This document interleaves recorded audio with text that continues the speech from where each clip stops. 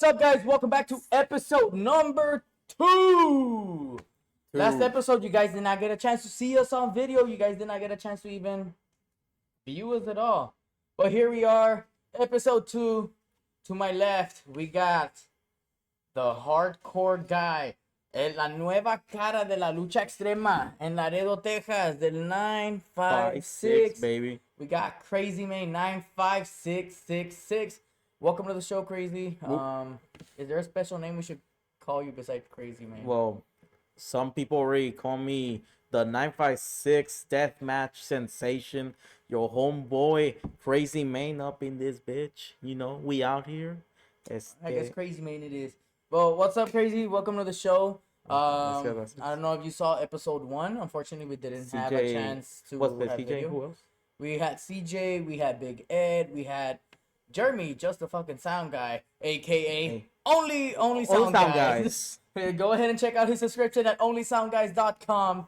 Not an actual website, but you know, gotta make sure because it's some dumbass people. But let's get right into it, Crazy. Tell us a little bit about yourself, who you are, why, when did you start training, how long you've been training, who trained you, and how long you've been wrestling for.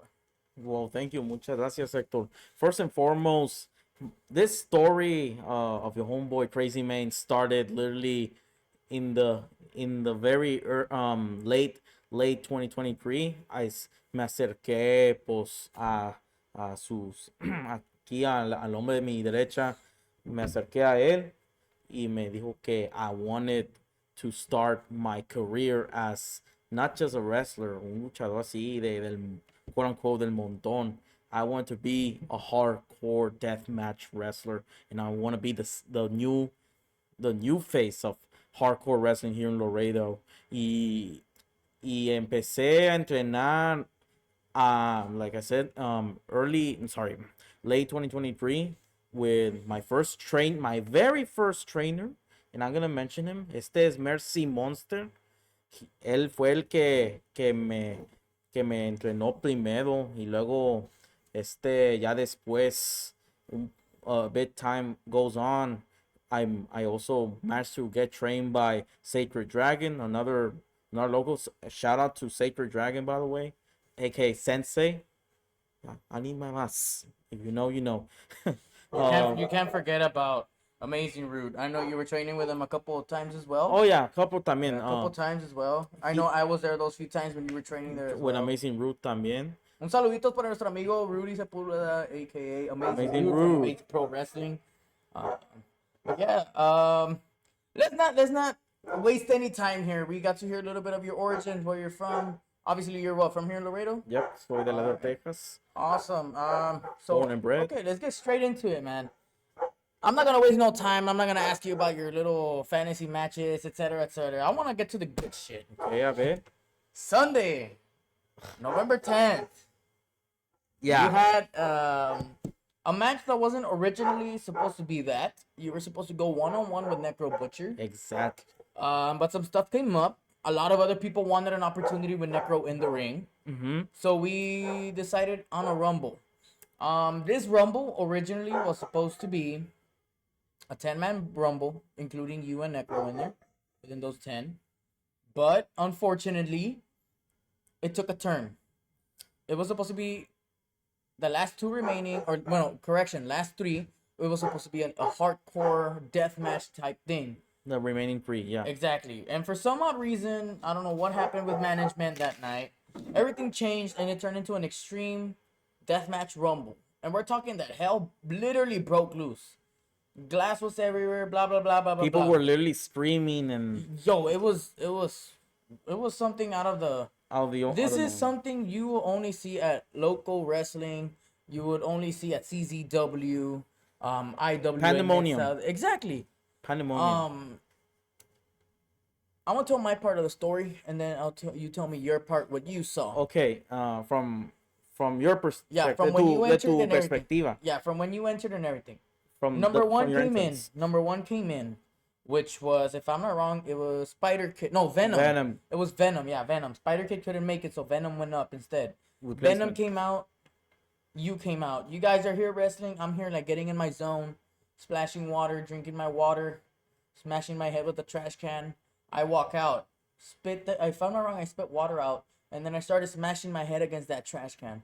I slide in, we double team Venom. On Venom. We start going at it, we throw Venom out, it's you and me. We do our little shindig, not too bad, because at the end of the day, you and me are starting to become like a little bit of like a partnership. Yes. Especially because I'm now part of the Pirate Buccaneers. Shout out to my boy Eric, aka Steampunk Pirate. I know you had it. We're gonna get a little bit into that later about your little rivalry with him as well. Yeah. But back to where we were at. Things start happening. Electro comes out. We double team him. Then y'all double team me. Blah blah blah blah blah blah. Started working. Electro comes out, which we're gonna touch this topic big time, especially with this Electro part right here. We start going at it. We start having the match and everything. One thing leads to another. I take a nasty fall. Yes. Which pops my back. So I fall out. I can't feel like anything. Like everything's hurting. I'm here sitting down like against the wall. Sitting down almost like this. And I'm just grabbing my back. I throw the X. Because I couldn't continue. But no, apparently no one understood what the X means. I know you did, but you weren't seeing me throw the X. So what happened, someone grabbed me. I didn't know at the time who it was until I saw the replay. Someone took me and it was Electro. He gave me a suplex onto the ground. But I was luckily, I couldn't jump. I didn't jump on time because my legs really weren't there at the moment. Weren't responding. Like they weren't responding. They responded late. So when I jumped, I was already halfway in the air. So I took a nasty bump and I had to roll. Luckily, if I wouldn't have rolled, I would have been fucked. But here we are, still alive. That's what counts. But honestly, in my opinion, it's just an opinion. I could be wrong. It could have just been something that looked bad on, like, that I look at it bad, but it was actually on my end. Mm-hmm. But I could be wrong. I felt like I was personally marked because for a few days over here, I had like a huge ass handprint. I understand. I know it happened to someone as well, where they took a chop, but the chop ended up appearing instead of like on the chest. It happens. It's normal. But I feel like it was like on purpose because one, I know I messed up on one of the moves he gave me and I no-sold. He was kicking me too stiff. He was working on me way too fucking about stiff, that. dog. And then all I remember after that bump I took on the concrete was the Marcus music played. After he had already ran out. He ran out, kicked me out of the way. Like, he didn't even like go bam. No, he just like almost like went like that. There's like a little shove. Just to like get the hell out of my way. Took Electro to the wall. Class! Lo bendició con un light tube. With a light tube. And it wasn't even like a class, no. He like came a full in like swing. trying to like harm him or something. And the match went on so far. Hell broke loose. After I was there backstage, I didn't get to really see much because everything started happening so fast. By the time I knew it, Chamberlain had hit Electro with some move. I didn't get a chance to see, but apparently he stiffed him too. So when it came time, it was a chair. It was, right now you're recalling events from your perspective. Yes. And then I'm going to call it from my POV, from my perspective. But just to clarify, yes, it was Chamberlain, going on the business, aka taking liberties on Electro with an open chair and just chugging it straight to his face. Bullshit. Like, así, like, just, I'm not going to do it. Now, love you. And just, here, fucker, pass. With these pointing at his face. Se la metió todo. Damn. Okay, I didn't get to see that part. I was backstage busy. Here's a water bottle. Gracias, thank you. He was just there backstage sitting there. Nomás ahí, like, I was just chilling there trying to relax after that bump I just took. I wish I was in that rumble a little bit more. Pero por algo Diosito me sacó de esa rumble temprano. Because I probably would have gotten hurt. More. Because there was more, yeah, exactly. There was a whole bunch of fucking light tubes, barbed wire. Like, I'm not scared of that. Don't get me wrong. I'm really not scared of it. But I just wish I was able to, like, I'm not gonna lie, on the ride back home, I was driving very serious. Like, I was very quiet. You can ask her. Ella estaba de testigo. I was way too quiet on the ride back home. Because I felt fucking disappointed, dog. Like, I felt like, not only do I feel like I disappointed myself, I feel like I disappointed the fans back home watching this. I feel like I disappointed Necro, like I disappointed the local guys, and I feel like I disappointed Baracho. Yeah. Because I told them, nah, dog, this is just my fucking passion. I love hardcore. I want to get into it. And then just for some tragic shit like that to happen. So after that happened, all that stuff started going down. I'm backstage, and I heard a loud class, like something went wrong. I look through the fucking little curtain. I just see Electro and a couple chairs like 20 feet apart. I'm being dramatic with the 20 feet apart part, but like they were apart. They're apart. And he was on the concrete, and something told me that they tried slamming him through the tables. I mean, to the chairs, but the chairs moved.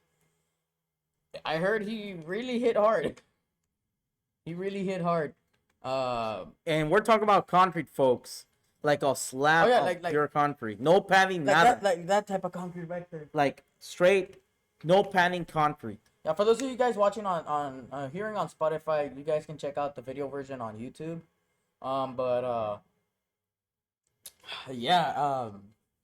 Tell us your point of view, how you felt being in the ring with Necro, how you felt being in the ring with the local guys as well, knowing you have very little time wrestling and being part of the hardcore scene. How did you feel actually being able to say now, I've been in the same ring as what's it called, Necro. Chamberlain, Necro, Borracho, especially being able to say, oh, I have Necro on my list and I already can accomplish. Yeah, I wrestled with Necro on my resume. Bueno, pues, first and foremost, I don't know who said, Borracho, aka Ian Axel, right before we went up, he straight up told me, look, but after this match, you're gonna evolve from like a little Charmander to a fucking Charizard. There's gonna be a before and after this match tonight against me and Necro, and that really stuck to this day. And it's barely Thursday night. It's been 4 days, and that saying is still embedded in my mind. And like I said, I was the second entrant. I got off with my gimmick. I brought a modified water jug, tambo, into a fucking stick. IWA Mid-South type of weapons. CCW of the early 2000s, you know. But anyways, I was working Venom, and for some reason the bell took more than it should, because if I don't hear a bell, I'm not going to start my shit. You know, I have this little niche thing that if I don't hear a bell, I'm not gonna do shit. Even if you don't have the sound effect on the laptop, a simple ding ding ding, like like your own mouth effects type of thing. So I like how referee Tere Santos just go and I fucking hey, something is better than nothing. I know there's some places that use that horn that goes and then that's when everybody starts beating the crap out of each other. I launch that poor kid named Venom. I launch his. Lo mataste. I had like come the fuck on, like get the easy shit out of the way, Miss. Yeah, and it was kind of sad that Venom came out with no weapon, so he was technically on a disadvantage. Yeah, there's that. It's like bringing a knife to a gunfight. You don't want to do that. You at least want to like. That's why when they told me it's a rumble, you could bring whatever weapon you want into this extreme rumble. I'm like, fuck. Everybody's gonna bring out light tubes. Okay. One thing Avon told me, he's like, don't go for something people are already doing. So like in this case, you came in clutch. Un pinche tambo on a stick. Yeah, some unique. That's some unique shit. Electro, what did he come out with? A piece of plywood with barbed wire. What did I come out with? A fucking trash can. I think the plywood was the Marcus. Oh. Rudy's hair got stuck in it. We're gonna get into that. Bueno, moving onward, this fucker was entrant number 3. Yeah. And he brings the trash bin, throws it in the ring. I'm like, oh, thank you. No. Correction. No, I didn't throw it in the ring. I came out, I started smashing my head into it, and I threw it to the side. I ran in, we started working, and then I got out and grabbed it and then threw it in. Yeah, which is when we put him inside that fucking trash can and we fucking drop kick. We drop kick a tag team move, drop kick onto Venom, and this is where the part's gonna get real. So Venom Kid apparently didn't appreciate that, and he wanted to legit shoot choke este Rebel Kid. Yeah, he got me in that headlock and he tried to And- DDT me, so I went with the flow. But as that was happening, I'm like, no, you know what? You're getting I literally Yeah. told him, you're getting the fuck out of here. And that's when And he didn't want to listen. So what I did is that I put him in a headlock. And I told you, hey, this guy, yeah, he's out. I fucking hate working stiff. The only way I'll work stiff is 1, you no sell me. 2, you work stiff on me. Or 3, you're just a plain dumbass. In this case, he was being a plain dumbass and wouldn't listen. So I had to actually start choking him like tight. And as soon as I saw that he wouldn't get up, like he didn't want to listen, I just told you, "Partele su madre, güey." And I let him go and you worked him out. And I worked his ass. And between you and I, we eliminated him. Mm-hmm. Like I said, it is what it is. I'm just saying how the events occurred. And then literally right after we eliminate Venom Kid, Electro's team comes in. No, Black Dragon's team came in. It was you and me. Was it third or no? It was number Black. fourth. Yeah, Black Dragon was third or fourth. He was 4th, and then Electro was number 5. So Dragon gets in.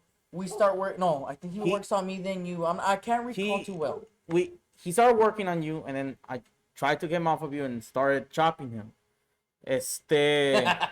After Electro came in, it just came into my mind, dog. I was looking at my jersey. I'm wearing an Astros jersey. I always wear an Astros jersey or a Tecos jersey when I come out into the ring now, especially if it's gonna be like a hardcore thing. And I just remembered when someone brought out a fucking baseball bat. I'm here swinging on them like I'm fucking playing baseball, and then I go like this, and then I hit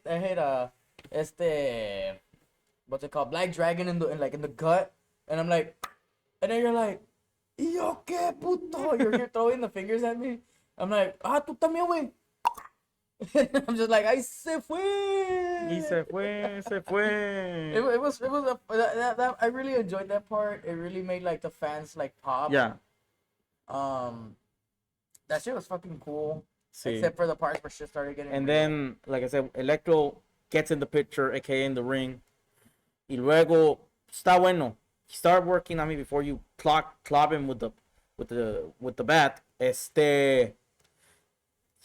He got me in a snapmare. Está bueno. He barely got in. He kicked me like I owe him some money. The first one I'm like, está bueno. Maybe he's overexcited. Está bueno. Está The second one is just fucking personal. And luego, I tried to do it the same thing. Le di, pues se la regresé, no? I snapmare him, fucking kick him. He Loki no sold it. He got up again. Así no. Boom.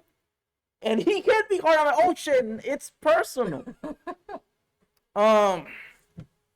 After that, there was a bit of a blur. And oh no, that's where you come in with the bat. Yes, that's everything happened with the bat, and then one thing leads to another. I don't remember if it was a drop kick or if it was just a throw out, but they threw me out and I hit and then I fell. That's when I'm sitting. Meanwhile, Root came out. I don't know what happens, blah, blah, blah. This shit happens, and then I end up getting into the ring. And I'm like, grab me. So you grab me, and I'm like, you put me like in a headlock or some sort of lock. I'm like, get me the fuck out of here. I'm hurting. Yeah, I put you in a headlock. I'm like, send me home. So you just grabbed me and you threw me over the top, and I fell out. And I'm there on the floor for a little bit, grabbing my back. She don't know. She didn't know shit until like 15 minutes after I'm inside back there. I'm like, oh shit, I forgot to let her know. My lower half is like not responding. Yeah, I found out wrong. I told who did I tell? One of the juniors to tell you? I told one of the juniors, Bane Jr. and Atomic. I told one of them, don't tell her that I'm hurt. I just remembered to tell her. After like 15 minutes on the floor, I didn't remember. Wait, I think I need to tell her I'm hurt. Root comes in. Yeah, Root starts working Electro and then me. And then, yes, right after you got hurt, the Marcus makes his entrance with a plywood with the barbed wire. Yes. No. The Marcus came out with one light tube. I recall this because I remember turning and seeing him. It was a light tube and a barbed wire plywood. Oh. That's when, Electro came out with that plywood with barbed wire. Like I said, it was a bit of a blur between those two, pero no thanks. He he won on business with Electro after he, what he did to you, me explico. He uppercut him. Paz! Gotcha. Wait, I swear the live doesn't capture it, but I recall it because I was looking up at the Marcus after he kicked me and he saw me like, I need help. Boom! But I just see Electro almost knock the fuck out. He stumbles to the back wall, and I just see, so like, Lo bendició. Oh. I'm like, welcome to Deathmatch Wrestling. That shit was awesome, dog. Yeah. And then a little bit after, no, he picked up Electro, sets up the 2 chairs. Yeah, it was 2-3 chairs.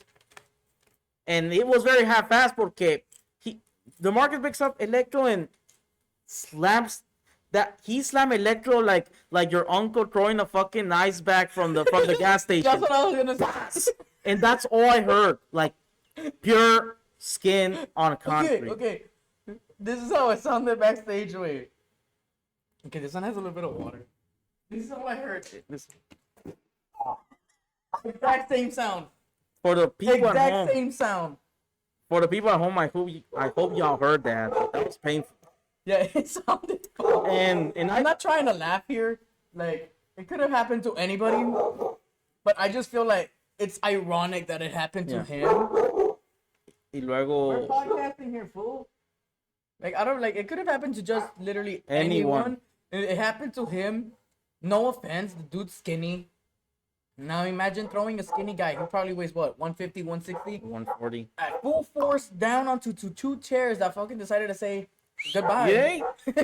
I te miro mañana, güey. Mañana. Pa. Everybody was so banged up that every Monday we had Monday Night Riots. We canceled. But also the mess that we did.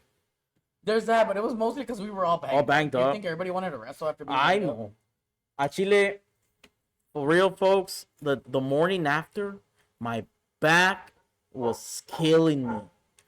Y luego, right now I'm going to get to los detalles why my had this itchiness on my back, pero eso lo voy a explicar más adelante.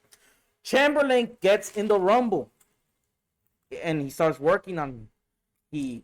He suplexes me onto some chairs. Boom. Right? And then Electro comes back, limping into the ring. I don't know what the fuck happened. I wonder why. What the fuck happened? Pero one thing led to the other. Chamberlain wanted to do a coast to coast to Root with a chair. Oh, fuck. And Electro pushes him off. Oh, fuck. Y I think that's what the following events what occurred. Chamberlain, pues, he sells it still, pero he looks up at Electro, gives him a snapmare. He grabs one of the white chairs, almost like this one, chucks it open. And he just straight up throw it like como si nada, and with the legs to his face. That was on the outside, right? That was on the inside. The outside. The outside, ese tal vez ya fue otro. But oh no, yeah, on the outside that was Electro that time. That's when I was backstage talking to Colmillo Jr. He was already about to go next. He's like, "You want me to open the curtain for you?" Because I thought he was holding like 2 or 3 light tubes. Like Simone with. Yeah, it was 3 light tubes. And then I just hear, "Class!" That first hit, which I'm probably thinking it was that one. One thing leads to the other. I me asomo, güey. And I see Electro holding a chair like this, closing. And then I see Chamberlain stumbling like that. And then all of a sudden, I just see the chair fly. Bam! Right in the side of the head. Chamberlain didn't get a chance to like stick his hands in the way. I know he's used to taking chair shots straight to the head without putting his hands. But I just see class. And I just hear Colmillo in the back yelling, "Responde, puto, responde, pinche gringo marihuano." I'm like, oh, fuck, okay. I've seen him pissed off. I've never seen him that pissed off. Because as soon as he ran out, he went after Chamberlain. Yeah. It was like, oh, shit. I feel like it started off like a good-ass rumble. But, then it turned into a straight-up shoot fight. Straight up shoots. And then, moreover, I get, DeMarcus gets a hold of me, and he chucks me to Mercy Monster's, vehicle. And I thought for a quick, Holy shit, this motherfucker, he's gonna fucking break through the windshield. the windshield like in Zona 23. Shout out to Zona 23. Hey, we want to get him booked at Zona 23 with Even Axel in a death match. Si se puede. That'd be dope. He's willing to travel to Mexico for free and never come back. Por favor. Lo van a secuestrar. Yo sí hablo español. But anyways, no, I just get Chuck into in the grill, me explico, en el cofre. And he just simply does an elbow drop from a chair onto the, ¿cómo se dice? Onto the fucking, se llama? To the car, al cofre. And then he throws you on top of a chair. And he throws me pa acabar like it. That's a Jerry pick me on. And he scoops, sidewalk slams me to it. And I just, I'm like, now I feel what Hector was feeling. I was like, you technically got back fucked by a fucking chair. Fuck you. Hey, at least I got hit like a man with a fucking ring. Pero al chile ya iba a quedar como descansa en paz el perrito, pero ya iba a quedar como el perrito, güey. Yeah. Me pegué en la mera orilla del ring. Uy. That's why I couldn't feel anything, because it was like right on the side of the ring, that little metal piece that was sticking out. Fast. Bam. And then afterwards, I got up, and look, I got up. I got a barbed wire, like ring hook with barbed wire in it. Oh, Striker did that one. Yes, shout out to Hardcore Striker. He made that weapon when he came down to Laredo once. Yeah. And we left it here. Yeah, shout out to him. Hopefully I can work him someday. I started working on DeMarcus with the barbed wire until Chamberlain comes in and he took it away from me and started working on me. And then DeMarcus fucking claps Chamberlain and like, it's your turn, fool. I'm like, eh. Now that you mentioned that, January 11th, they're gonna meet in the ring one more time in a local rules match. As I have, thank you to XHW CEOs and booking for myself that I booked. We have Smoke the Reaper taking on Alex Ray, taking on Primo Cub, taking on Legend Chamberlain, taking on the Marcus Rashad in a 5-way local rules match. I feel like that's only our semi-main event, but I feel like that's the main event. Yeah. That's gonna be holy shit. No mames. You're in the match too. Yeah. I got you going one-on-one with Insane Joe Payne in a Juggalo street fight. I'll see you in January 11, puto. If you know, you know. You got one more match. Not one more before it starts, but you got one more important match before we meet up January 11 one more time, which is next Thursday, November 21st, which, if I'm not wrong, by the time this episode releases, the show hasn't happened yet. So go ahead and meet us there, guys. 1414 Rosario Street. Same place, APW headquarters, 8 p.m. Where, I don't know if you've been following up on our Facebook page. Unfortunately, Pirate had to relinquish his title. Oh, yeah. It was a hard fight. We'll get into your whole rivalry right now. Yeah. Pirate, unfortunately, had to drop the title due to personal issues. Behind the scenes, nothing wrestling related. Yeah, this is like real life stuff. Yeah, I had to make it clear in the post that this isn't a work. It's none of that. This is real. This is real life shit. Real life stuff is happening with Pirate, and he has to relinquish the title. Excuse me. But November 21st, there's gonna be 4 matches. All of them with stipulations. Yeah. Match number 1 is mano a mano. No DQ, and it's Spider Kid versus Black Dragon. It's a no DQ. No, or false count. Winner of that match goes to the main event. The second match is Venom versus Amazing Rude in a false count anywhere match. Third match, it's you and me. Oh shit! In an XHW rules match. My goodness. Last match we had is an XHW what are the finals finals looking like? The finals is whoever wins the first, second, and third match meet up in the main event. So let's suppose it's you and me. I beat you for whatever reason. I go to the main event. You beat me. You go to the main event. Vice versa with everybody in the other 2 matches. All winners of those 3 matches meet up in the main event that same night, 10 minutes after the main event finishes. I mean, after the semi finishes, to give that last guy a little breather. All 3 of you will meet up in the ring one last time, all winners, in the main event, and it's gonna be an extreme ladder match. We're gonna have a PVC pipe hanging up into the air, taped up. We're gonna have it like a little hook towards the middle, and we're gonna go ahead and actually hang a natural belt. A la We're gonna hang that title. Whoever gets that title keeps it. He gets to be the new Intercontinental Hardcore Champion, and whoever wins this title will defend it January 11th. So if I win it, my match with Ed goes to either Ed or Atomic. Yeah. If one of them pins me, they become the new champion. If you win it, your match with Joe Payne becomes an XHW Intercontinental Juggalo Street Fight, whatever, blah, blah, blah. If Spider wins, he puts the title on the line against Black Dragon. Vice versa. If Dragon wins, same thing. Rudy, it'll be title for title.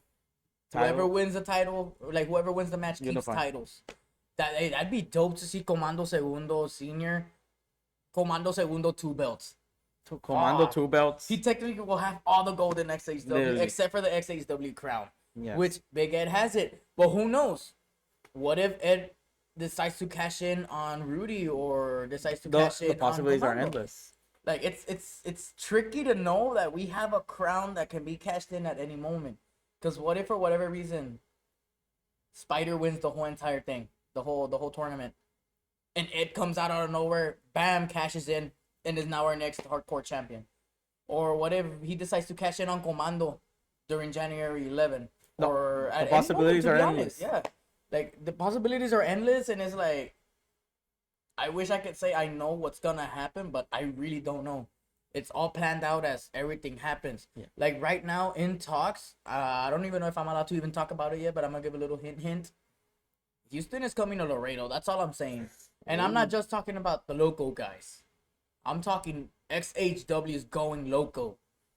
They're coming down to Laredo early 2025. So we got some huge stuff planned out.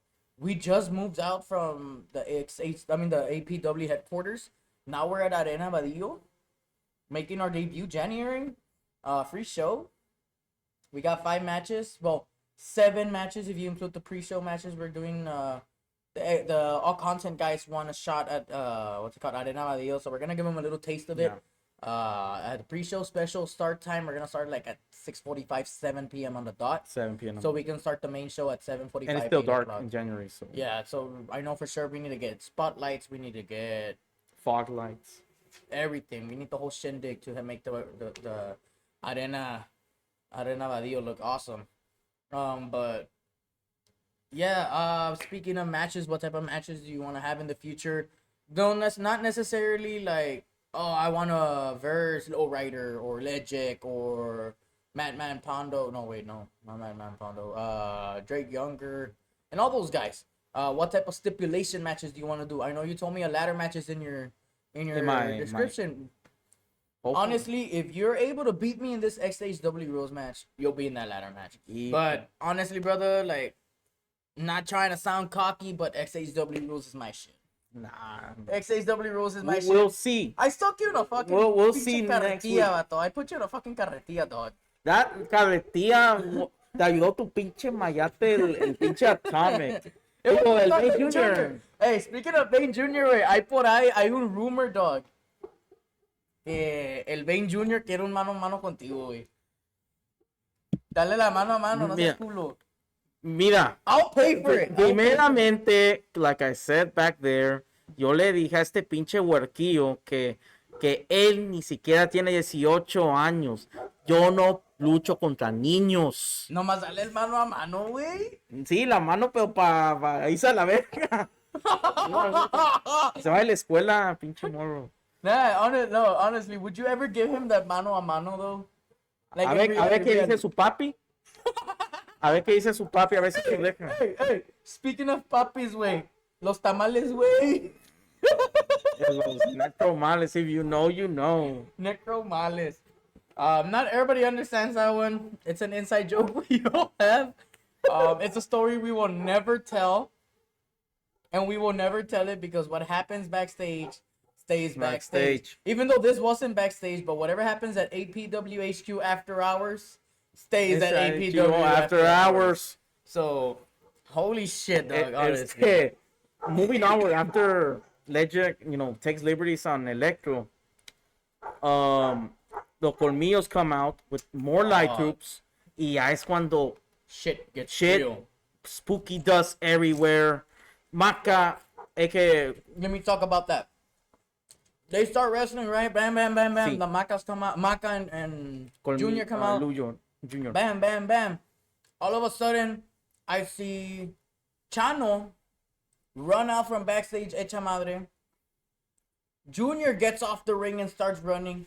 My instinct was run. I ran out. I thought Maca literally. Fuck, man, that shit was drowning in his own blood. Besides that, everything that was going on at that moment was very fucking like chaotic. And everybody over here behind me is all over the place. Maca's here on the floor, bleeding a fucking pool out. Buckets. And that's that he didn't even do like a fucking like class or a little deep cut. No, it was just like a little slice, like a regular like class. And it looked like he cut an artery or something. Like, it was bad. It was bad up to the point where everybody was surrounding him. People were starting to like back up to give him space. Lobo Jr., I don't know what the hell happened. He started panicking. I don't know what it was. I saw him and he was like shaking. Maca himself. Dude, like, I even get chills talking about this because of that. His eyes started going to the back of his head. He started choking on his own blood. Bro, he was fainting. Dude, it was bad. I actually thought for a second we were gonna lose him there. Until I'm not gonna say his wrestling name, but SB. I'm pretty sure you know who I mean. Sí. Flipped him over, and he started not throwing up, but like the blood was coming out of his mouth, and ya lo empezaron a alivianar. They took him back there, but there was a huge ass fucking puddle of blood, dog. For a second, I thought we were gonna lose him. Like, yeah. It looked bad. I've seen him bleed chorros, but never like that. Yeah, it was. When I tell you, folks, he was like bleeding like buckets, like almost literally like buckets. He was literally drowning in his own blood. Estará gordito Maca, pero él no es gordito de comida. Es pura sangre. Sangre y alipus. Un saludito al Macarelo de Luco. Macarelo de Luco. And as for Necro, he was literally in no ring, no Masters 2. Literally the night before. Literally bleeding buckets out. Shows up to Laredo. Same injury that he had busted open. Busted out again. And he was literally, he was squirting blood. I actually, at one point I saw him leaning on the road like, ugh. So I put my finger in his hand. He's like, ugh. I just feel pura blood, dog. Like, I just felt like I got splattered in blood. Like, all DNA, todo. Oh, and then right before when Necro... You haven't washed my jersey, right? I'm hanging that fucking jersey. It's got Necro blood on it.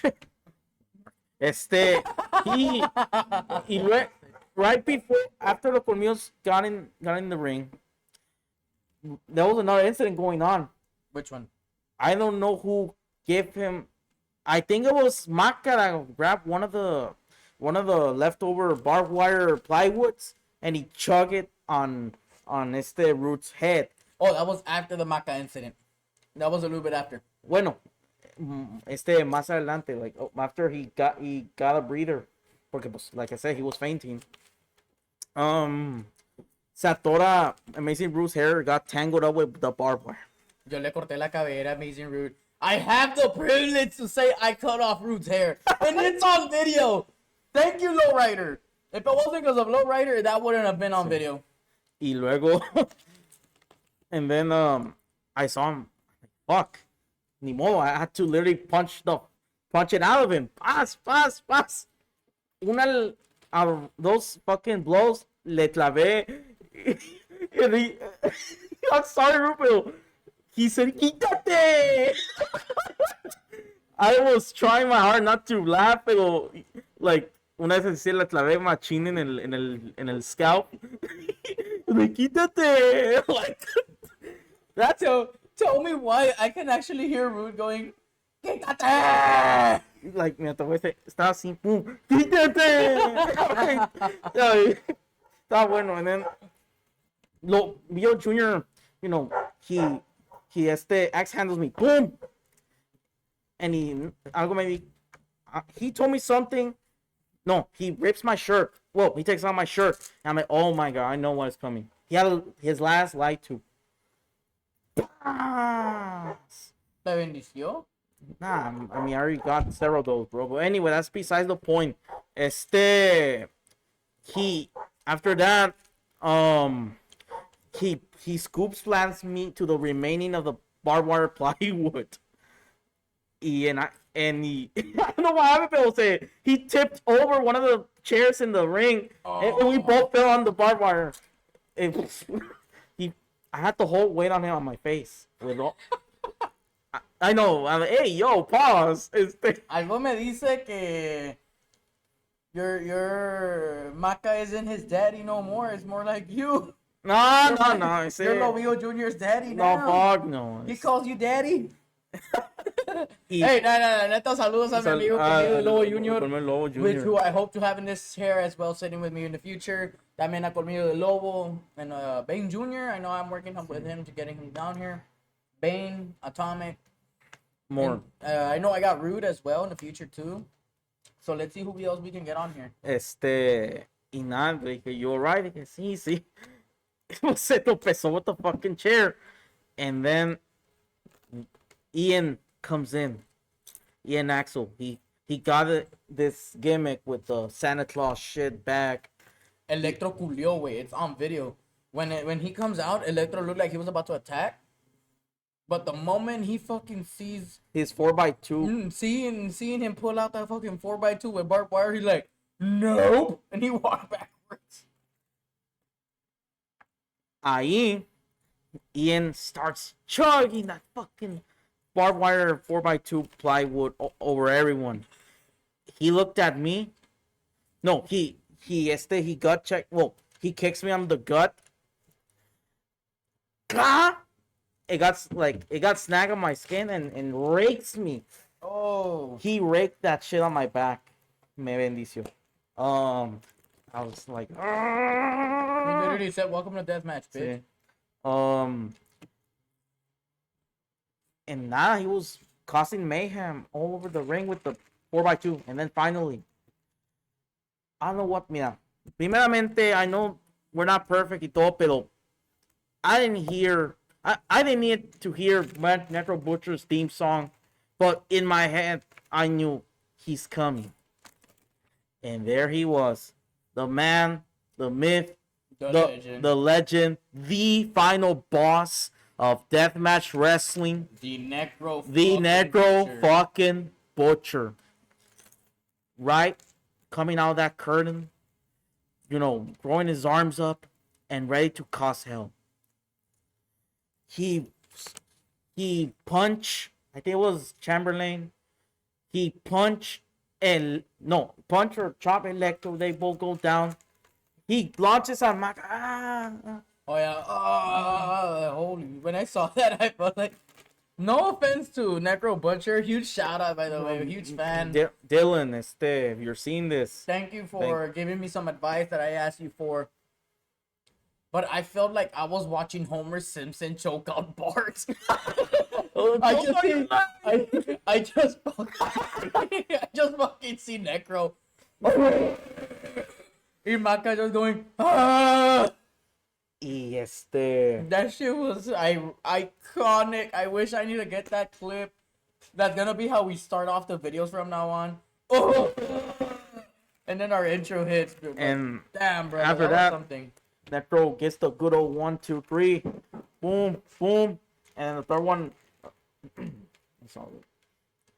The third one landed straight to Maca's freaking forehead, and y por casi lo noquea al pobre Maca. Ya por si he almost fainted. Now he's gonna be knocked down. He connects. Moreover, he looks at me. I'm like, uh-oh. He tries to eliminate me. And with all my might, I fucking axe handle him, boss, like 2, 3, 4 times. Boss. What was going through your mind the moment you first fucking hit him? I'm like fucked, or I'm like, this is it. This is like my moment. Goku versus Frieza, fucking Nate Diaz versus McGregor. Like, this is the like climax of the final season. If you know, you know what I'm talking about, guys. Like, this is it. This is what I've been building up to do. Like, my right now, ahorita, 15-year-old me. If I go back in time, 15-year-old me, and I told him, hey, listen here, little bro. In 10, 12 years from now, you're going to be standing face to face with the greatest deathmatch wrestler of all time, Necro fucking Butcher. My 15-year-old self would probably shit itself. Shit bricks. And right there, just hanging on to dear life from the rope before getting eliminated, ¿verdad? Pan Bimbo from our sponsors. Shout out to Bimbo. Bimbo USA. I axe handle him 4 times. He dislodges. And I started working on Colmillo Jr., ¿verdad? Trying to eliminate him. And then Necro, I don't know who went to, I think he went to Root. And I think he was, because Root was already off from the barbed wire, ¿verdad? Yeah, I cut the hair off of him, and that's when I believe he started working with Necro. Y luego, this is the Electro and main incident happened. And I'm just going to say how it was. Pues, I eliminated Electro clean, fair and square. Yo no sé qué le estaba pasándole a este huerco por su cabeza. I don't know if that hit to the country by DeMarcus Powerbomb, those light tubes, all the mercury he inhaled. No sé, pero literally 5-10 seconds later, I see him in the ring again, and he tries to eliminate me. I fucking drop into the fucking ring corner, and I made fucking Neto eat my boot. Con todo y huevos y todo. And con, like, everything. And I grab him out, like, te dije te fueras, pendejo. And I fucking chuck him out, and le voy a decir como era. I gave him a good old oil check. If you know, you know. Ni modo. You grabbed his dick and twisted it? No, like, just así, and like the quickness salió. He jumped out. More than the first time. Le metiste el dedo. Pero that wasn't supposed to happen. I just know. Mira. No, I'm never gonna work Rumbles with you. I did this and he jumped.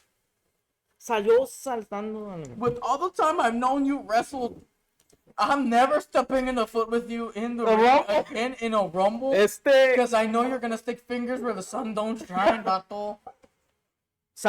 El sal. And then I see Necro one of the corners. I think that was the time that he spilled blood over your face, right? Because he was leaning on the ring like, he was literally looking like I gave him the you, and he reciprocated you. We lean in. Okay, this is it. I trade 1-2 blows, and I just look up like, uh-oh. Anyway, I'll fuck you up. Boom. Boom. Second blow, and then the third one. I saw stars.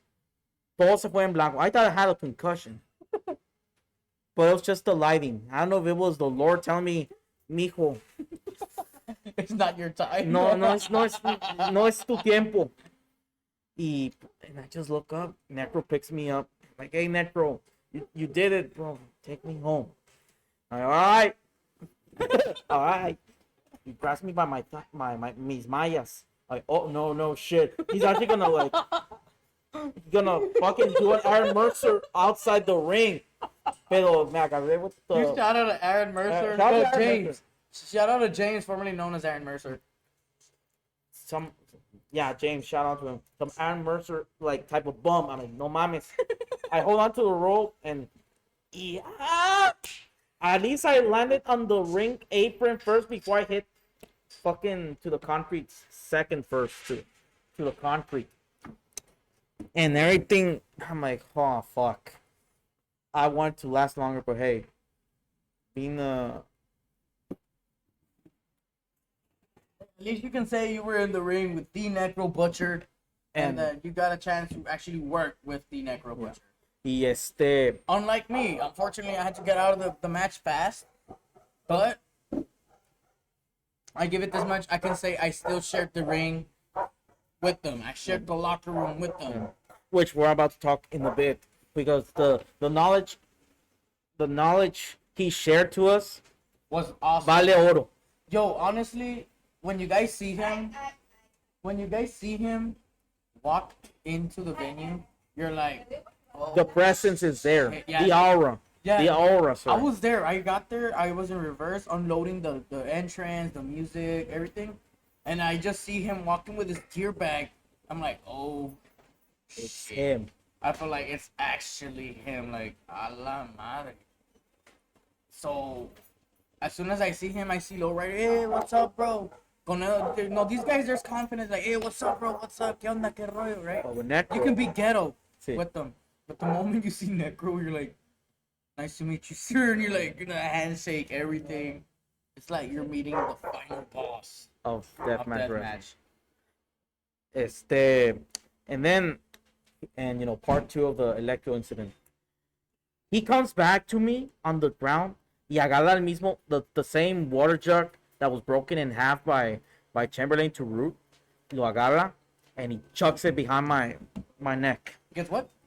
Agarra el tambo, like he agarró el tambo, the water jug, and he like fucking stiffs me with the water jug behind my cranium, behind my neck.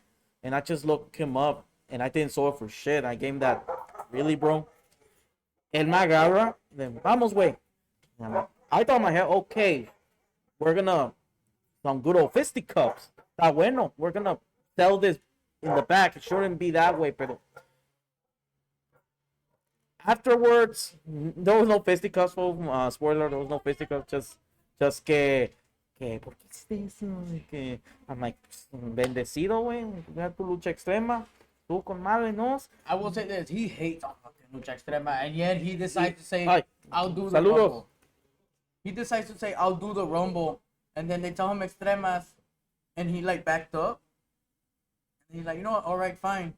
He walks up with a barbed wire plywood and didn't even go through it. He didn't even get hit with it, but yet he's okay taking a whole ass fucking light tube to the fucking cranium. Pero And yet still shits on us for being Extrema. sí. And this is another point I wanted to touch way before I was telling Hector about this.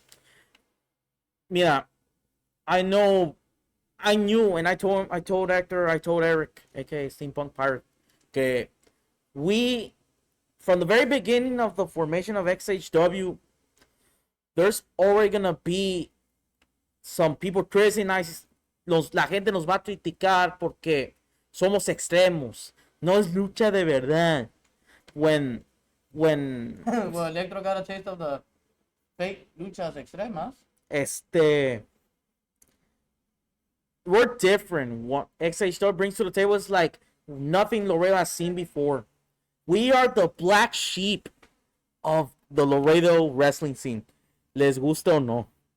You have a point. And a guilty pleasure. DeMarcus said this, and it's true. I had a conversation with DeMarcus before he got to Laredo. He's like, I like what you guys are doing. Don't stop. And I told him, we're just getting started. What do you mean don't stop? He's like, there's going to be haters. I'm like, oh, damn well you know there is. Look at that. I'm not even, his name shouldn't even be mentioned, but that bastard Tony El Diablo, whatever his name is. He's the biggest XHW hater and APW hater. Straight up. He hates on me because I know someone that I'm not going to even mention his name because I don't want to get our name in there. Again, yeah. But that one guy. Yeah. Huge shout out to him, by the way. Like, whatever happened. But at the end of the day, he's still human. He has feelings too. Everyone has feelings too. But that's all I'm going to say. I'm not going to touch the topic anymore. But, saludos. You know who you are, brother. Saludos. Pero moreover, the haters are gonna talk. They're gonna talk. Y nada, that was the whole deal. when my experience with Necro Butcher. Okay, now let's talk the more, I like to call it the more human side of human side of Necro Butcher, aka Whoa. Dylan. Oh my goodness, I swear. la mera verdad, mira, I'm gonna be very honest with you folks. Before he's the sweetest, most down to earth guy in the business. On God, bro. La mera verdad. When I walked back there before you had arrived, I had texted you, hey, bring the ice or something like that, and then I said, Necro's here. I didn't even get a chance to say hi to him. I was still unloading. I walked back there, and you know how it is. You walk in, you take a right, and you follow the wall, and then you're in the backyard. Yeah. Here I am. I get to the edge of the wall, and I see Necro there, like sitting in the corner. I'm like, oh, shit, it's Necro. And I'm just standing there like, look straight, look professional. And then I get Ed come up to me, he's like, he won't bite. I'm like, I know, but I'm just like, I'm gonna call this straight up. I was marking the fuck out on the inside, but on the outside, I'm just like, on the outside, I'm like, holy shit, it's him. It's really him. On the inside, I'm like, a la verga, it's Necro, holy shit, you know. I'm here marking the fuck out. I was marking out like that one moment when John Moxley came out back in February. In AEW? In AEW back in 2023, I think it was. Last year. Yeah. No, 2022. 2023. It was February. Yeah, 2023, 2022. He came out, and I marked the fuck out on the inside, dog, when I saw Necro. I walk back there, I start handshaking everybody that I didn't see, and I come up to Necro, and I give him the hand, and he's like, hey, what's up, brother? I'm like, you trying to tell me I just gave you my hand like this, expecting a handshake, and I get a, what's up, brother? Like, what the fuck? It felt like I've known this man for years. With the conversation we were having. I got the chance to give the man a beer. The beer you got him, the Indios. The Indios. I asked him, hey, do you need another beer? Do you need anything? Because me as CEO / owner of the company, and Rudy as his owner of his company, me and him were together taking care of Necro, taking care of all everyone. Of you, but mostly on Necro because we had to really take care of him. He was literally there with a freaking pinche parche en su cabeza, güey. So we're here like, hey, Necro, everything okay? You need anything from any one of us? Go ahead and talk to us. Let us know. He had Ed helping him with his knee brace. I know you were helping him take off the knee brace or something like that. I was helping lift him up from the knee brace. There you go. And I know you guys were like afterwards, after everybody left. I know you went to go eat with them. If I'm not wrong. We went to eat at Taco Palenque. It was not just Dylan, aka Necro, also Lowrider, Chamberlain, and I don't know who it was. Our right. Yeah. Did you go and did you get his shower ready or not? Yeah, I sponsored their shower actually. Everyone showered? Well, just Chamberlain and Necro. Oh, okay. I'm like, and myself, of course. You showered at a Pilot? No, yeah, Pilot because I like their showers. Yeah, Pilot showers are badass to be honest. Y'all shared the same bathroom? No. Okay, I'm like, that would have been way too fucking strange. But yeah, you told me how you felt like before meeting Necro. Yes. La mera verdad, for the people that know, Crazy Man, the stuff I do, some people say you're fearless, ¿verdad? Well, let me tell you, I actually feel a bit of fear, but you know what? I still do it. And this goes out like a piece of advice to the kiddies and everyone out there. Just do it. Even aunque te estés cagando de miedo. Just do it.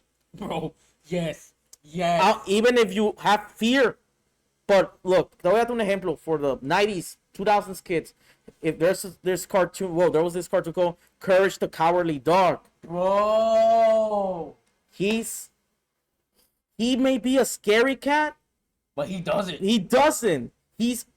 Anything for Muriel. Everything for Muriel. He doesn't want for love, and love will make you do very crazy things. He might. Us, dog. Literally look at us. That match I had with Pig Clown back in Rebel Bash when I was crowned the XHW The first hardcore champion. The first new original belt, like the real ass belt. Well, not the real ass belt, the second version of the belt. That light tube spot was one of my first official light tube spots. Bendecido. Yeah. También. So when I grabbed Pig Clown, we had planned the move where I'm gonna pretend like I'm gonna throw him reversal and I'll slam into it. Oh. Moments leading to it, I'm just like, oh shit. I almost backed out. And I grab him, I'm like, fuck, I don't know if I can go through with it. I literally grab him, I'm like, do it now before I forget. Like, and I'm like, do it now before I change my mind. He shoves you. I shove him. I saw, the only thing I remember seeing before I slammed into it was Vinny backing up. Saluditos a Vinny, by the way. Saludos. He actually, like, backed up in fear because he thought I was going to hit him, like, by accident or something. And here I go. I spin. That pop. Yes. And the mercury flying.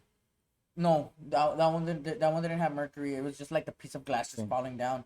All I remember was glass coming through the back of my shirt into my what's it called, my gear, and I was wearing the original gear before I started using the joggers. Yeah. I had glass in my ass. Literally, I had glass in my ass. And I just remember when I threw Pig into the ring, I shoved him into a corner and I started going fast, like I'm boxing.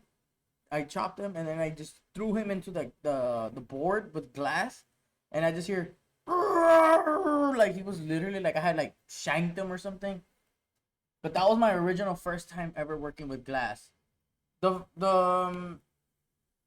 else did I work with glass? No, I really haven't worked with glass just for that one match. That was literally your first time being bendecido by That was the last time I used glass, to be honest. Ah, no, pendejo. También I think you had used again that rematch with Pig Clown. I think you used glass, but yeah, but on Pig Clown, I didn't go through any glass that night. I haven't been. Well, technically, you went through glass in the Rumble with the debris, if you count. I wasn't in there. Ah, see, when the first light tube spot was done, I was busy getting eliminated. Because when the first light tube spot was DeMarcus. Yeah, it was DeMarcus. Broke it onto Electro. And after that, as soon as that happened, moments later, I was out. Yeah, Chamberlain so I didn't get a, and Lobillo and Maca had tubes. Yes, unfortunately, I didn't get a chance to experience that. But I was like, no, yeah, the last time I had glass on me was Rebel Bash. Basically. Unfortunately. Pero like I said, that's one of my biggest pieces of advice for, and this applies to not just wrestling, but any sport, any discipline. Even if you have fear, still do it. Hazlo.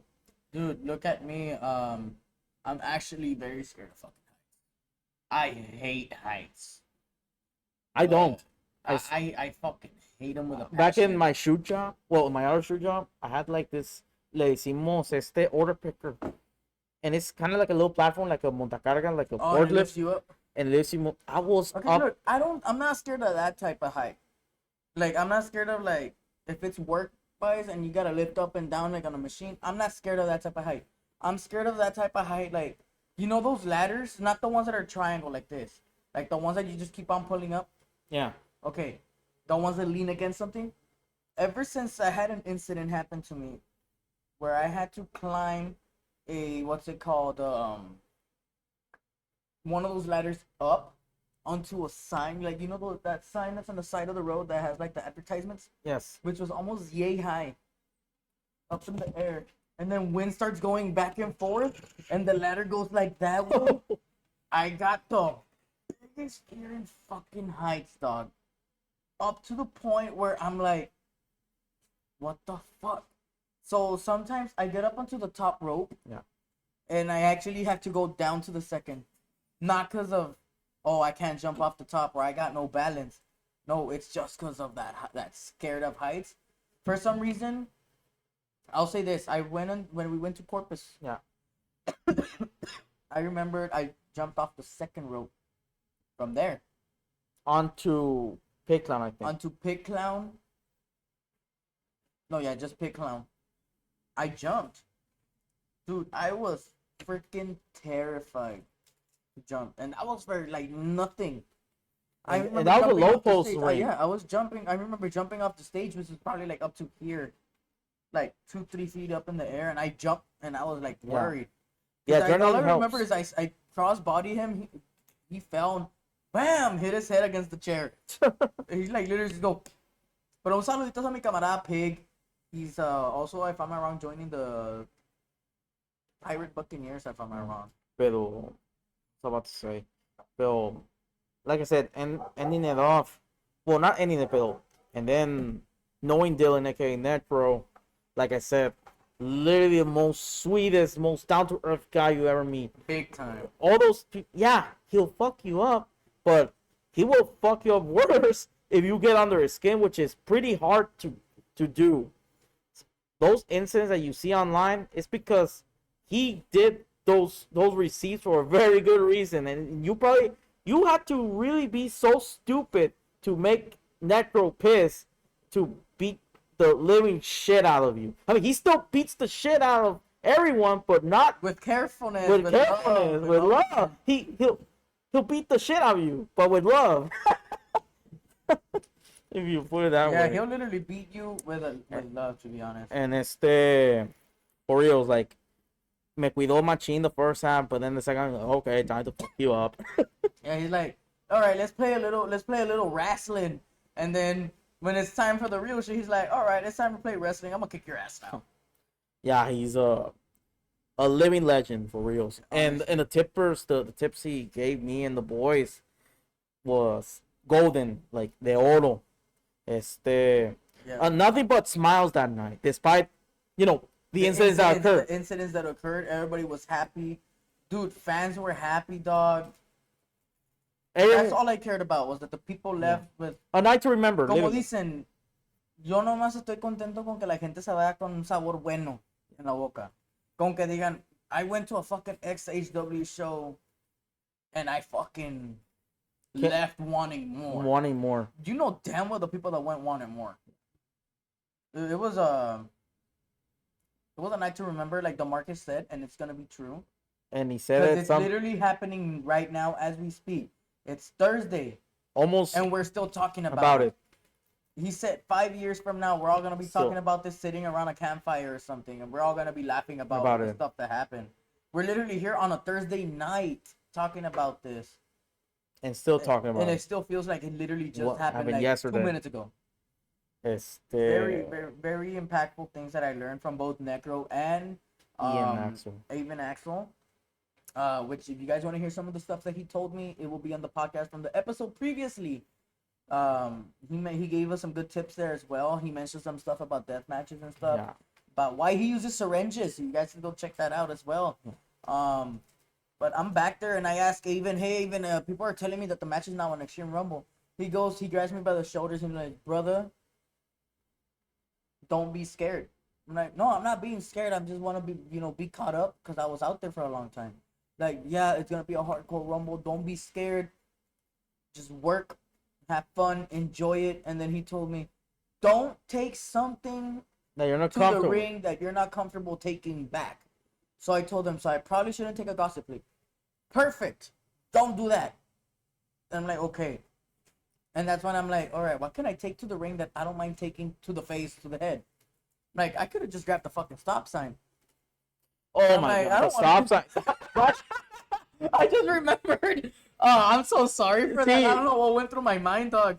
I just remembered, bam, bam, bam. I throw the stop sign in, and I see Electro about to come kick you in the face. I'm like, espérate, güey, espérate. I fucking put the stop sign on you, and then I just see, tú, yo, y en esa orden. Dale, güey. Bam, bam, bam, bam. And then here I come with a whole fucking front row. Fucking 5 motherfuckers chugging the stop sign that would make fucking Madman Pondo proud. By the way, shout out to Madman Pondo. I'm for sure gonna send this clip to Blako. Wait, we need to get you on Blako 561. We need to get Blako on the podcast. Or we get. Here's an invitation to Blako 561. We want to have you on the Well, I want to have you on this podcast, brother. We are able to get you on this podcast. Zoom call, messenger call, you name it, brother. We want to have you. We want to talk to you. We want to have you on the podcast. And mark out. Let's be honest. Yeah, honestly, we just want to mark the fuck out with you, bro. But now, like I said, a night to remember forever, like in the life of young career of Crazy Man. And what Ian Axel told me, like I said, he told right before we went up, in the Rumble, he said, this night you're gonna evolve from a Charizard, to a Charmander to a Charizard, brother. Technically, he just told you you're gonna go from a little bitch boy to a bigger bitch boy. Nah. But nah, there was a big before and after. Huge shout out to Avon, by the way. We're planning on bringing him back middle of 2025. Now let's get into a little bit of the controversial side for a little bit. We recently while we talk about wasn't as controversial. It's controversial. I want more controversial in the sense of we might not even get bookings anymore. Yeah, it's in the sense where we might not even get bookings in Corpus. I know you know where I'm heading towards. Jeremy's just a fucking sound guy, right? Okay. So there was some incident that happened over there in Corpus. I know you remember it. Yeah. Let's just say that we're no longer in Mayhem. Yeah, right? About that. That was announced. People think it's a work.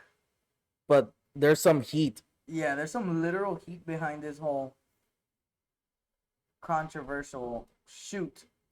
This wasn't a planned thing. The only thing that was told is that there was going to be a promo. And that promo was a literal shoot onto him. That was a literal shoot onto Scuba. Not Draven. Scuba. It's on video where Germ calls out Scoob. And when he told me we were out of Mayhem, from what I have collected for real information, we're not actually kicked out. But to keep kayfabe alive, I said, you know what, screw it. We'll go ahead and just play along. Yeah. So, Scoob, if you watch this, we're actually just working the kayfabe. We're keeping kayfabe alive. Storyline. And apparently here, it's already going to break, but we're just keeping kayfabe here. But my part where I'm talking on the mic, where I'm like, oh, I actually low-key took a shot. I know there is some behind-the-scenes stuff happening. Between Germ? No, I'm talking just Ace management. Oh, we're talking like the whole Ace management as a whole. They're having some issues running things. Some things behind the scenes shouldn't be happening. Here's where I'm getting into that little pocket of we might not get bookings no more. I said some things on that mic where I called him, where I called the whole group tryhards, pretty much in the nicest way possible. Because when we went down there, we were pre-show matches. And I hate to call it out how it is, but it's kind of sad that we had our footage out and it's already November 14th. It's been like months. We are still literally here trying to, what's it called?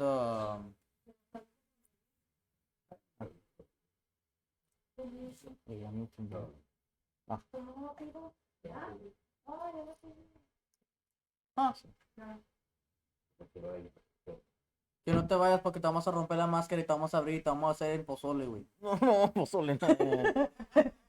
Oye, ¿sí te dije lo que le pasó? Estábamos tumbando el ring allá en el cenizo y la casa de los vecinos donde estábamos levantando el ring olía bien rarillo, como que estaban quemando algo, right? Como apoyo. No vayan a estar haciendo ahí en el pozole. ¿A alguien? All right. Sorry about that. Where were we? We were talking about the whole Ace management program. Oh, yeah. Okay. I honestly felt bad because we spent our time to go over there back in what, June? May? June? May. No, not May. It was for their No Regret show. July, June. June, July, around that area, right? Because it was hot. Okay. Yeah, we went down there just so that they can have camera issues during our match, just so that they could have technical issues during our match. But yet, I sent them our footage and then never got uploaded to Facebook Fight Night. Why? It's gonna sound cocky. It's gonna sound rude. But it's just the truth. My match with Pit Clown, we were all over the place with the audience in the ring. We literally ended up backstage, back outside, chair shots everywhere. And let's not forget, and let's not forget also the like Team Pirate, Team Main match también. And I'll get to that at the moment right now. Chair shots all over the place, candlesticks, trash cans, title opportunities. Main going head to head, giving Pirate hell. Then we have that match, Team Pirate versus Team Main. And the only thing I got from that one part to that last part from our end, our pre-show gap, was it was a thank you. Yes, all right. But it was such a thank you that they lost our footage, their files corrupted, there was no thing. And I would send them my footage. Here, use this. Just crop out what you don't need.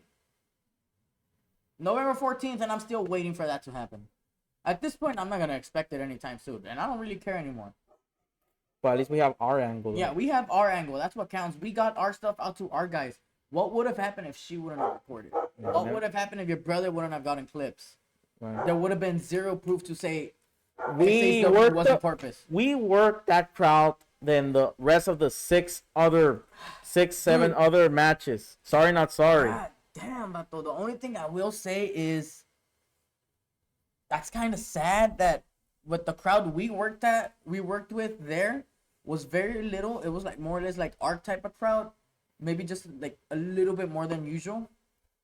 And we still had a louder venue with less people than their 80, 90 people that they had there. Because I was talking with Jeremy. Jeremy told me it's like about 80, 90 people that were there to witness the whole show. With that, for us, it was probably like 30, 40 people. More than what we usually work with. But we're professionals. We know how to work with it. Well, not professional, but we know what we do. Tenemos base. Literally, it was kind of sad that these fans are paying a ticket and they get shit. Literally, the nicest way possible, they get shit. Because and I'm sorry to say this, and I know Scuba, you're probably gonna hate me after this, and you're probably not gonna want to work with me and not send your guys to me no more. But if it has to be like that, fuck it. But at the end of the day, I'm glad we're out of Mayhem now. If it's at work or not, I'm glad. Can I say something really quick? Yeah, sure. Mira, Scuba, like this is coming like the person behind Crazy Main. Pero look, if you like don't want to send your guys to Laredo, to XHW or ep2, just blackballing them from coming to Laredo, you gotta remember one thing, Scuba. Your guys, they're independent contractors. They can work anywhere they want. You know what kind of sucks though? Which is? They have to get permission to come to Laredo. Oh, so the only ones that don't. There's actual contract. Yeah, the only ones that don't need permission to come from Laredo is Ed, Grim, CJ, and Marcus. But Marcus likes to run it by them still. But CJ, Ed, and Grim, if I tell them, hey, I need you, and they're available, they're here. See. Especially Big Ed and Grim. If I call Grim right now, hey, I need you in Laredo Thursday night of next week, he'll be here. Well, depending on his work schedule too. Sí. But if not, he'll be here. And right now, pues, there's this one kid in the roster. Well, two, actually more than one that I have my eyes on, and he's been yapping away online that he wants that deathmatch flavor. Fucking Marcus Ray. And you know who the fuck you are, motherfucker. You want some deathmatch wrestling? I just literally came from...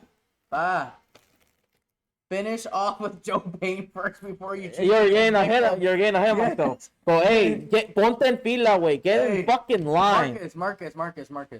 You said you wanted this match. Get a ticket and get in line because I got a bunch of people behind me that want... Marcus, you said you wanted this. You said you wanted this early. I literally came from fighting, going up in the ring with the greatest deathmatch wrestler of all time, Necro fucking Butcher, and say, hey, I not only fought Necro, yes, I didn't get the result I wanted. I didn't come up with my hand high, but at least I survived. I went up against Necro fucking Butcher. A fucking deathmatch legend. Of a living deathmatch legend. And I would now back to that topic. Oh, sorry, go for it. Scuba, you're probably gonna hate me for this and not send me your guys anymore, but and I know some of the pros are gonna agree with me. By that I mean the local guys that have been wrestling there. That got booked. That have been getting booked. I know some of these guys will agree with me. But management needs to fix their issues. Management needs to.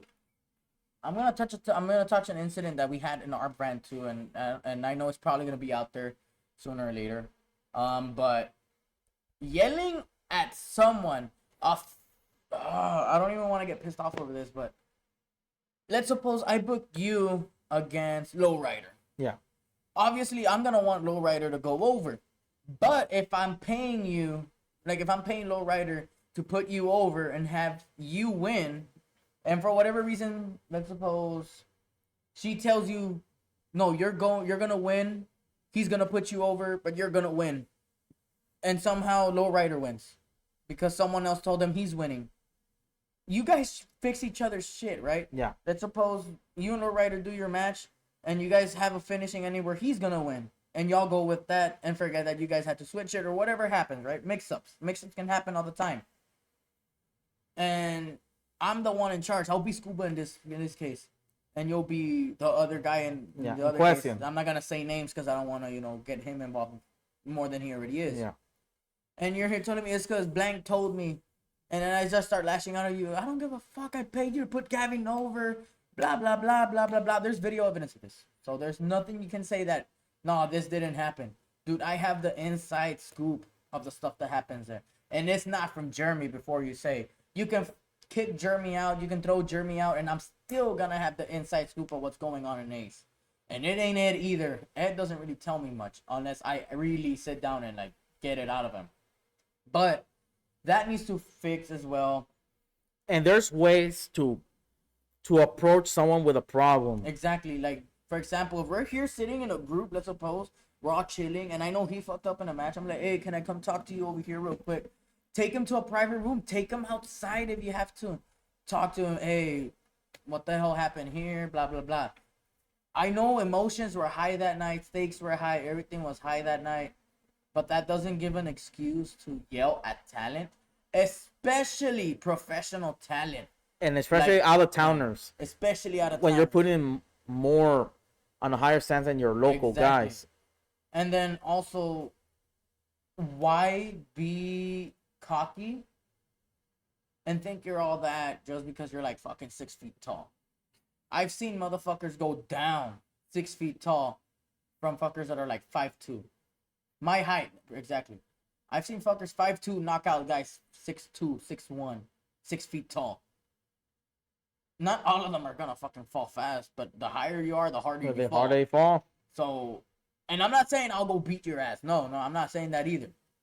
But I am saying is please fix that. There's ways to work and how to manage these kind of problems. Exactly. De-escalating problems. Yeah, and I know... and not just in wrestling, in a regular shoot job, me explico? If I used to be a team lead in my shoot job, in my previous shoot job, and sadly, I had to get one of my coworkers aside and explain, their actions and what kind of consequences it has. There's certain ways to approach a certain problem. Me explico? You know what I mean? Sorry, like I said, this could have literally been avoided. Like I said, emotional high, but you have to play the part as a CEO, a manager. Exactly. And I wish when I first started with the CEO stuff, my bad. I wish I had someone to tell me, hey, when stuff happens and goes wrong, don't just barge in there and start yelling. My first ever show that I had with these guys from All Content, everybody showed up to me and they're like, brother, what are the rules? Everybody was like that. What are the rules? What are the rules? And I said, everybody just meet me back there. So everybody met me back there and I gave them the rules. And I was straight up with them and everybody followed the rules. And then the following time they came, same thing. This last time, sí se chiflaron un poquito, but it wasn't my show. When it's my show, I'm a little bit strict on rules, but I'm not like, no hagas esto y esto y esto y esto. No, I just tell you, please stay away from this. You can use this, don't use this. Because I know our company, like XHW, is a little more hardcore. So we're like, all right, you can get away with this, don't do this. In certain venues, which I want to talk about right here. Venues exactly as well. If it's at Rudy's house, we can get away with more stuff than other venues. Because Rudy's lenient. Rudy, I just run it by Rudy first. Or I just tell them, like, if you tell me I want to jump off the roof, I'm like, I'm cool with it. Go talk to Rudy first. And then you guys finish it off with him. For example, when Gavin came over to Laredo, he's like, I want to jump off that. And he's like, the roof. And I told him, look, I'm chill with it if you're good with it, and if Draven's good with it. But in reality, you got to go talk to Rudy. He's the venue. Yeah, if Rudy says no, ni modo. It goes down like it can. Yeah. You know? And speaking of venues, we learned very quickly as a hardcore deathmatch promotion. Yeah, keep talking about that. Hardcore deathmatch promotion. Hardcore deathmatch promotion. We found out very quickly that there are certain venues, they're not as lenient or very okay as of us using light tubes or even spilling on blood, you know? And there's a lot of cleaning involved. That's why I notice certain companies have literal cleaning teams, like from 3 to 6 people just cleaning after a match. You know what I'm saying? And we learned that really, really quick. Pero like I said, we're already in year 1, and believe it, XHW is gonna get higher, better, bloodier, you name it. We're getting up there, baby, slowly but surely. And yay, our main host is back. I feel like I took like 20 minutes. All right, but yeah, that's like true. 20 ounces. No, that was a 32 liter. That was a 32 ounce. You're still describing that. But to make it short, on the whole scuba incident, it could have been avoided. And there's way to de-escalate a certain, incident like these. Yeah, like for example, I'll be straight up. Back at Hardcore Versary, I had a little unprofessional moment myself. I'll admit it, because it also comes out on video on that same match.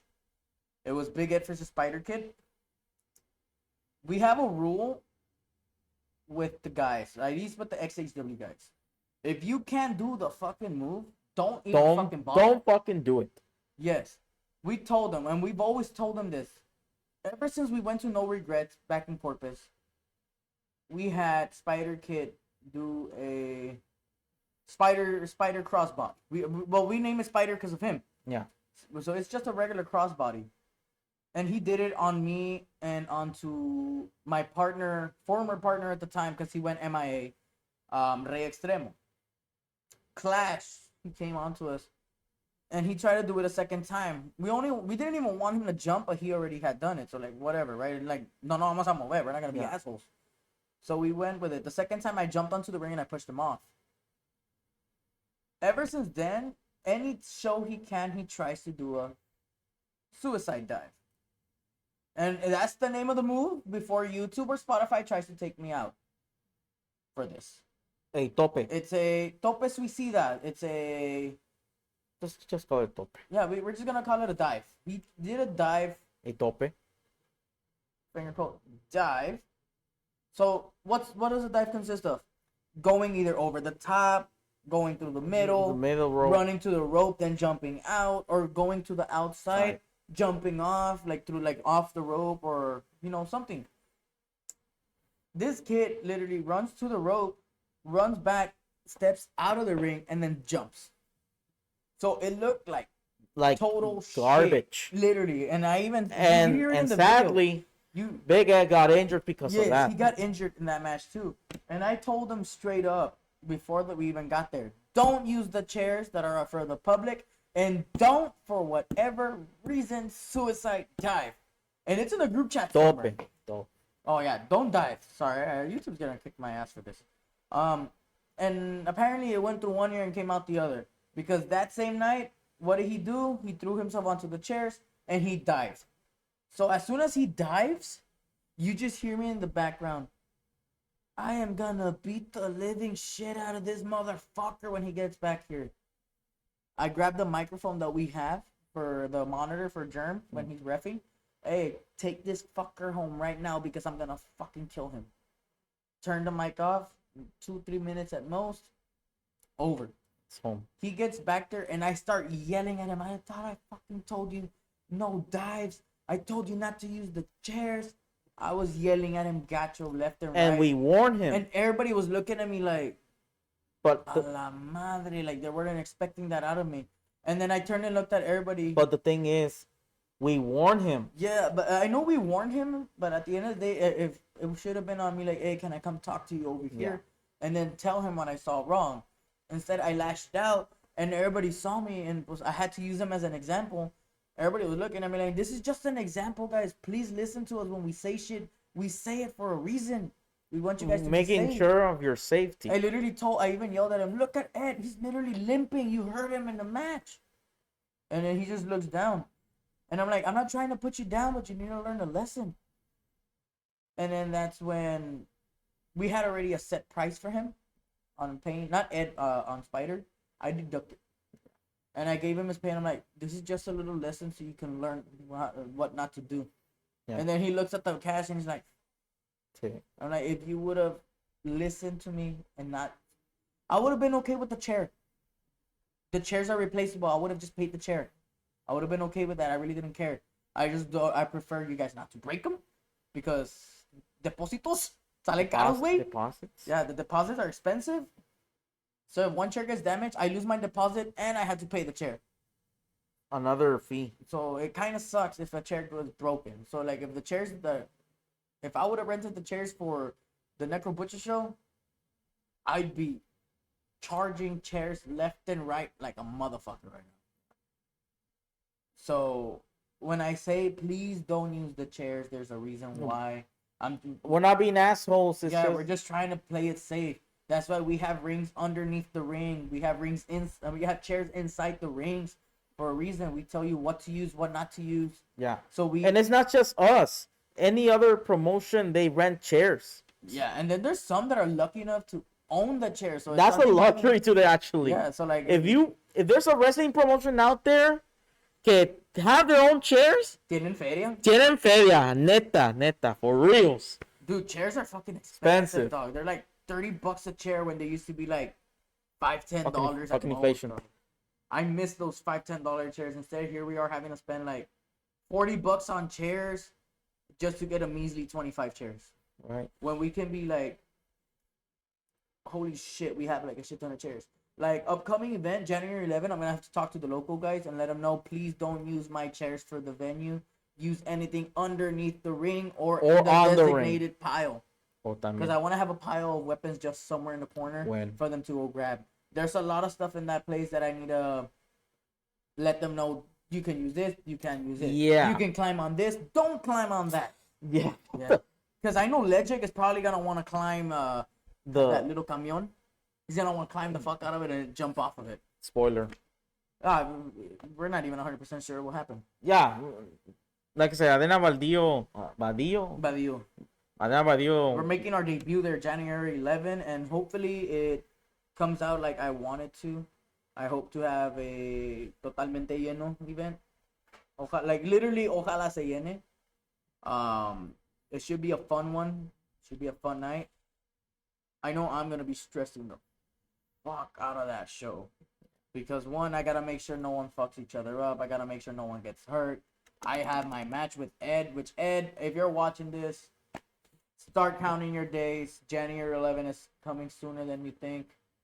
Bane Jr., my little partner right there, he's gonna kick his brother's ass again. So please be ready. Bring whatever you want. We can kick each other's ass with it.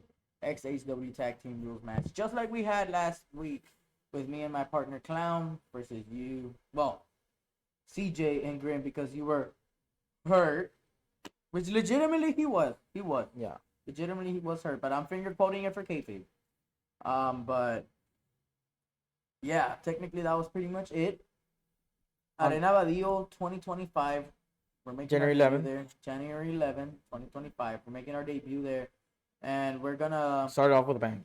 start it off with a bang, literally, because I don't know if you noticed, every single match in that card, like, where the fuck is that? Okay, look at Has a this. stipulation. Yes, the first one has nothing in there.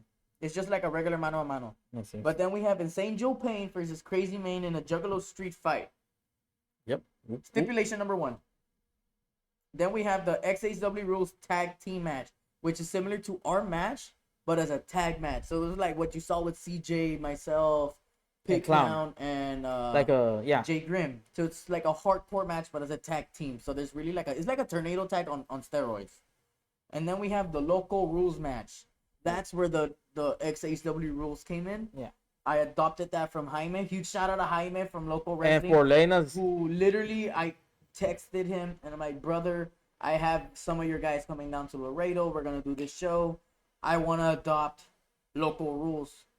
And if I want to see if I can borrow local rules for this match, and I want to see if I can adopt XHW rules from local rules. He's like, brother, you're more than welcome. So that's why XHW rules has been really popping off a lot. So thanks to Jaime for allowing that. Huge shout out. Giving us the rights to even mention it. To even use his logo on my flyer means a lot. So that's just our semi. And we have Smoke the Reaper, Alex Ray, Legic Chamberlain, DeMarcus Rashad, and Primo Ka. I don't know if you saw what I did there. All Houston guys versus one San Antonio. One SA guy. Yeah, but I know DeMarcus is down for this big time. Because he just got a little taste of the Houston guys back at the Necro Butcher show. The Necro Butcher show. So and he wants for more. Imagine what he's gonna do for this show. I know damn well Alex Ray or Legic are gonna jump off that bimbo truck. They're gonna jump onto him. So I already see that happening. I expect some fuckery shit to happen. I will say this though. We are gonna lay off on the light tubes for this event only. Just for this event, because we are running the risk of actually hurting an audience member, because it's a free event and free events tend to all right, you were in there at the Cenizo show. Night 1, yeah, hasta el tronco, wey. I actually had to shove people out the way so I can make it to the pool where I was gonna throw Ed into. So we can. I don't know. You know what we can do? Do you have like one of those the crowd control? That won't help. Trust me, that won't help. We had little areas in specific marked off for people not to go in. That were still going in. People over there, no offense, pero son animales. Ahí si les dices, don't do it, they do it. So that's why we're going to lay off the light tubes, at least for that show, just to keep it a little safe, especially since we're expecting kids. Yeah. And I mean chingos of kids. Because it's a free event, and then it's also leaning towards that Reyes Magos.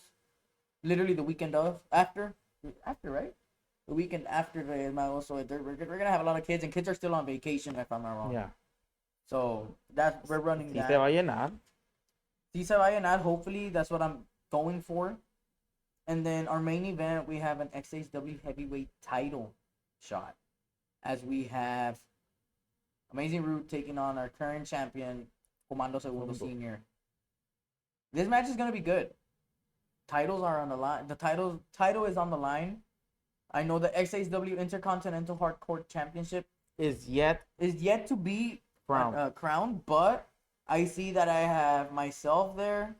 I see that Spider's there, Black Dragon is there, and you're there, and Rudy's there. 5 out of the 6 guys are in that match. So if one of those 5 guys, which there's a high possibility, 5 out of the 6, they're booked on January 11th. So January 11th, we will have both titles on the line same night. And then, whose name is right there? Big Ed. Current XHW Crown Royale champion. He can cash in that show. Anything is possible. We mentioned it earlier tonight. Anything is possible. January 11th, y'all don't want to miss it. It's going to be a free event, BYOB, cans only.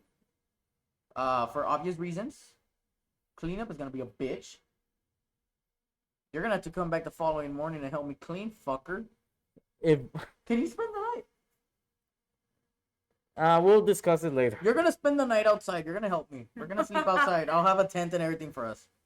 We can play PlayStation outside. I'll bring the projector. We can play 2K24 on there. Mm-hmm. Fuck it, Jeremy style. But anyways, okay, back to the topic. We were talking about. It's gonna be a huge ass fucking event. We hope it gets filled. It's just como dicen pa calar lumbre. See how world's gonna work there. Si miramos que we only get like 40, 50 people. We can try again another time charging. Maybe we won't charge like fucking $10, $5. We'll do something leve, $4. Yeah. Something like $4. Así ganan todos.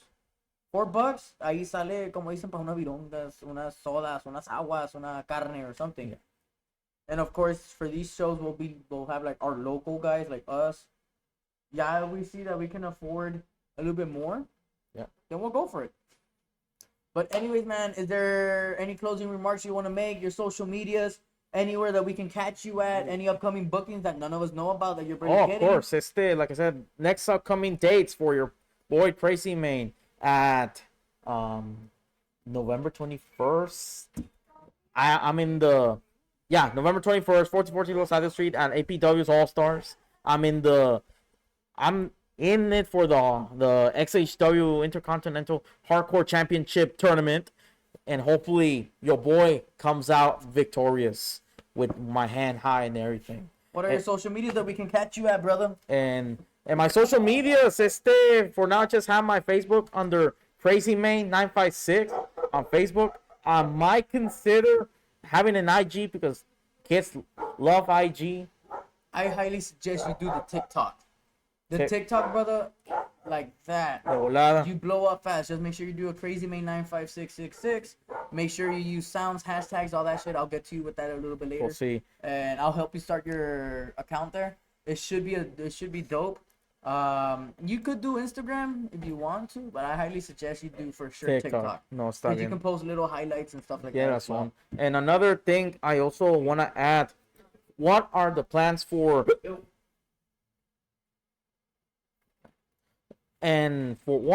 Crazy Main for 2025?